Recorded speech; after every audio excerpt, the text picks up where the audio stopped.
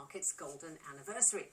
The BMC 1100 wore badges by Austin, Morris, MG and more, and it was actually a massively popular family car in the 60s and the 70s. Indeed, and a convoy is travelling from Land's End to John O'Groats for charity, driven by proud owners from across Europe. And they let Wesley Smith loose at the wheel for Central Tonight. The unique hum of the 1100. Though it's a sobering thought when the car you used to go on holiday in as a child becomes a collector's item. But it seems the 1100 goes on forever. This convoy dropped in at the home of the Austin variety, now the NGHQ in Longbridge, on a charity celebration journey from Land's End to John O'Groats. We've been on the road now for 2-3 days. We've come all the way up from Land's End to Longbridge. We haven't lost anybody so far, and I'm 100% confident we'll get all the way to John O'Groats. They do have their dramas, but the beauty of these cars is that every single man can work on them. From a manual DIY, you can do it yourself, rather than plug it into a laptop with what we see with now today's modern cars. So it's a very much DIY friendly.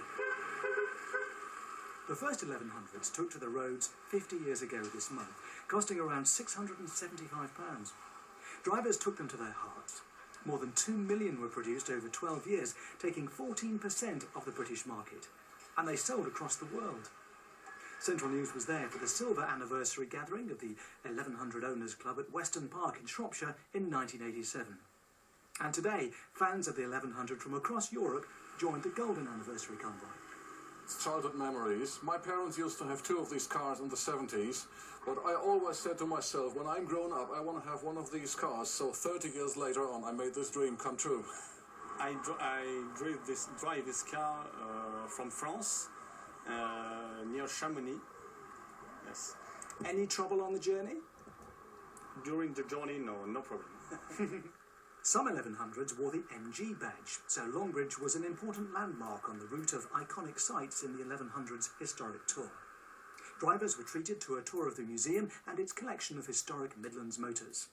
Birmingham is a home really of modern motor cars. The factory here goes back 104 years, and it's great that we can share that heritage with all our guests today. Well, it may not have power steering, air conditioning or built-in sat-nav, but it certainly has lovely craftsmanship and, for me, happy childhood memories from sitting in the back. Wesley Smith in Longbridge for Central Tonight.